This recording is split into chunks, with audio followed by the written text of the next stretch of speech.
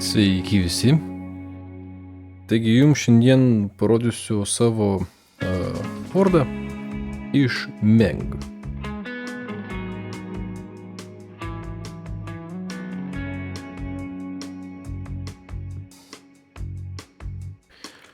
Taigi kaip ir intro, aš jums sakiau, kad aš jums parodysiu šiandieną savo Fordą.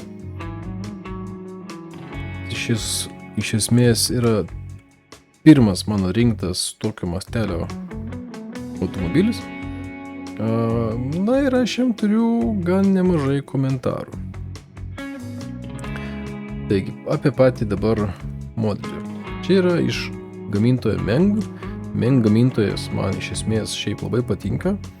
Pas jį labai geras plastikas daugumai būna ir ganėtinai gerai viskas sutinka. Tačiau tame yra ir tokių gal skaudesnių reikalų. Ir vienas iš jų ypatingai šiam modeliui tai yra kaina. Šitas modelis buvo labai brangus ir mano asmeninė nuomonė, aš jį pirkau, jis buvo ganėtinai šviežias. Pats modelis išleistas 2020 metais, jei gerai pamenu. Ir jisai tuo momentu buvo parduodamas už panašiai 300 eurų. Iš karto atsakant į klausimą, šitas modelis 300 eurų yra nevertas. Niekaip. Kaip modelisto prasme žiūrint, aš jo už 300 daugiau nepirkčiau. Mano asmeninė nuomonė, kai egzistuoja tokie modeliai kaip Tamiya Porsche 934, tai šitas modelis turėtų kainuoti nuo 150. Nemanau, kad daugiau. Iki 2 max. Čia jeigu labai patinka pats modelis. Dabar, kodėl aš taip kategoriškai iš karto sakau, kad jisai nevertas? Tai dėl to, kad aš už, sakykime, tos pinigus tikiuosi gauti modelyje viską. Nes, pinigai sutikit su manim už tiek plastikų, kiek čia yra pas mane ant stalo šiuo metu, yra ryškiai per daug. Aš mėgstu šiaip pasipirkti modeliams papildus, kurie patobulina tą vaizdą, datempia jį šiek tiek arčiau link realybės. Tai čia buvo pirkti tik tais lipdukai, nes Mengas nesugebėjo judėti visų. Vienas iš tų lipdukų tai yra šis. Aš jį šiek tiek pritrauksiu artėliau. Tai va, čia yra variklio kodas. Pas tikrą aparatą jisai čia buvo klijuojamas. Tų metų būtent čia kalbam apie originalą, ne apie replikas. Tai buvo variklio tas kodas užklijuotas. Mengas nesugebėjo čia jo duot, kai dekolių čia yra minimumus įmanomas turbūt visiškas.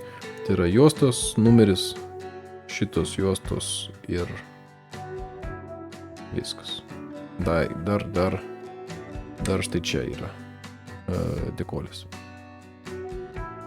Na, mizeriai, sakykim taip, mažas čia problema, bet 300 eurų tuo momentu buvo, sakykim, labai nuvilinti suma šitam modeliui. Dabar kitas dalykas, tai pas jį yra nemažai klaidelių lyginant su tikruoju aparatu. Tai dabar viduj tenais yra po skydeliu taip patraukiamas kaip ir rankinis. Jisai čia turbūt irgi aš nelabai parodysiu, gal nufotografuosiu va tenais. Grinai po skydeliu. Dabar kiek aš žiūrėjau nuotraukom, tai Mengas jį sugebėjo dėti atbulai. Jisai sugebėjo dėti, kad rankinis sėdint čia, atspinkit, čia yra dešinivairis, kad rankinis traukiasi į kairę pusę. Tai gaunasi, kad aš turiu stumt rankinį, važiuodamas, netraukti. Ir visose nuotraukose rankinis yra traukiamas iš kairės į dešinę. Tai teko biškį papjausti ir apversti rankinį. Tai detalė, kurios principė nesimato, aš suprantu, bet nežinau, man už tokią klaidą, už tokius pinigus trūdo nepriimtina. Kitas dalykas pas jį buvo su durim, kad jos sueitų taip idealiai, šitos vietos turėjo būti tvarkomos. Dabar aš nepamenu tiksliai, ar aš turėjau dadėt, nes man atrodo, kad aš turėjau dadėt plastiko, kaip ir turėjau tvarkytis šičia, irgi dadėt plastiko. Visos durys atsidaro, jeigu mes to norim, tada tiksliai, bet ne su tokiu smagumu kaip Temijos. Reikia labai atsargiai nesuspausti. Čia yra pas jį toks spiroklytės užtaisimas, kas yra šiaip smagu iš inžinieringo pusės, bet jis jau taip užtįsega, bet aš turiu tada atgal pastatyti kapotą. Nežinau, tiesiog prisimenant jų kainą, tai nelabai man patiko tas sprendimas. Kitas dalykas, neduotos šlangelės. Visos, neduoti pajungimą šitie, tiesiog paliktų ties vietos, tad maždaug pasidaryk pats. Už 300 eurų tas šniūras jis kainuoja, nežinau, nes tai 5 metrai gal 10 eurų kainuoja. Čia nėra kažkokia tai ten super suma. Duoti, ačiū Dievui, laidai buvo pajungti į žvakės, tai bent tie gerai. Jie tiesa guminiai, tai vis tiek, gerai, duoti. Pakabinimas, kuris visose mašinose matosi ant šniūro, nebuvo duotas, aš jį pasidariau. Taip, čia nesudėtinga padaryti tą šniūrą, bet kažkaip sakau, už tokius pinigus aš labai norėčiau turėti viską, ko reikia. Toliau, tos vietos neduotos dekolės. Tos vietos turi būti dažytos, tiksliai žinau, tai vėlgi turėjau tada jau bandyti pataikyti spalvą pagal dekolę, kad čia labai neiškreistų iš vaizdo. Briedas. Kapotas nebeužsidaro, aš jį užkliavau, nes jisai tiesiog po kelių lankstimų buvo nebesilaikė, nulūžo. Temijos lankstosi kuo puikiausiai.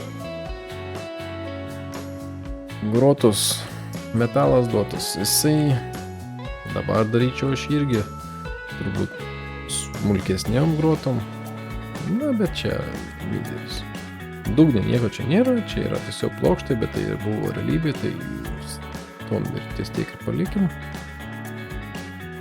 Tai va, ką aš tą modulį padariau, tai įdėjau, kas šviestų lempos.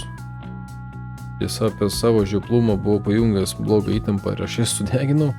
Tai dabar modulis jau nebešviečia, bet galėjau sudėti nuotraukas, kaip jisai išvietė. Ir viskas, ir aš apie šį modelį negaliu daugiau nieko pasakyti. Taip pat gražios jo formos. Man jis nėra toks fainas, kaip sakykim Temijos. Pas jį irgi atseit važiuoklė biškį turėtų būti veikianti, bet jinai tokia, kad čia nepasakysiu, kad neveikianti. Ratai taip sukasi kartu su vairu, bet čia, sakau, nieko naujo, turint galvoju, kad Temija padarė tą patį 76 metais. Pats modelis gražus, jisai į tikrą panašus. Ar jis vertas tuometinių 300 eurų? Niprapur. Nikaip. Nebaigiant apie, sakykime, jo minusus, kurie man tada labai užkliuvo ir buvau pakankamai piktas, kad paleidžia tokį daiktą ir jisai už tokius pinigus yra tiesiog eilinis. Čia prilyginčiau netoli, nežinau, prie ko. Nėra turbūt analogo. Bet kas gerai pas jį, tai pas jį yra tikrai gerai liejamas plastikas. Apdirbinėti reikėjo labai mažai, tačiau buvo vietų, kurios po to man dažė, aš pats nepastebėjau, man pasakė kolega, vienas, kad jis buvo pušmarkas ir jis matėsi, tai turėjau surinkęs modelį jį išrinkti ir vėl nušveisti, nudažyti. Pušmarkų šiaip buvo nemažai kur, bet jie daug mums pasislėpė. Kas gerai pas šitą modelį lygina su Tamiya, tai čia visi varžtai yra paslėpti. Šitas modelis irgi susirinka varžtais, bet pas jį visi tie varžtai pasislėpia, jie nesimato. Jų niekur mes nematom, nes jie yra gražiai paslėpti. Tai va čia uždėsiu aš pliusą, kad jau šitas buvo apgalvota, kaip padaryti, kad tų varžtų nesimatyti. Taip pat kaip su ratais jau dangtelį yra uždėti kažkokie tais. Kas, na, atsakau, vėlgi nieko čia ypatingo, bet bendras rinkimas yra malonus, jisai sueina gan gerai. Pas jį gerai yra sugalvoti tam tikri sprendimai, jie susideda įdomiai, jisai lengvai susirinka, galima modelį nudažyti visą gabalais absoliučiai ir gražiai tada sudėti ir viskas iš esmės sueina. Tai va, čia yra gan didelis pliusas, kad jo sprendimas, kaip jį rinkti, yra geras. Yra tam tikrų pas jį keistesnių sprendimų gal, vadinkim taip. Tai imant variklio skyrių, tai šitie dabar, aš nepamenu, kas čia per kibirai būtų supratęs, bet čia galėjo būti, pavyzdžiui, fotoepšas. Nes čia dabar jisai ganėtinai storas yra. Ten ir pamenu buvo skardelė tokia, kuri buvo gan plona pagal nuotraukas. Kabinėjus. Bet labiausiai man nustebinęs dalykas tai buvo štai šis poliariukas. Dabar šis poliariukas yra vat ant kniedžių, kurios man pastoviai iškrenta. Jos yra tikros kniedės. Aš jų čia neklievau, nes jos turėjo spausti ir laikytis. Jos iškrenta, bet tai vėlgi nieko tokio. Bet šitas poliariukas galimas nupirkti kaip papildas iš metalo. Ir aš nejuokauju, tas poliariukas tik tais kainuoja virš 100 eurų. Galvokit, ką norit, bet čia yra, kosmosėlis lengvas toksai. Tai va, tiek apie Ford GT40 iš Mengo.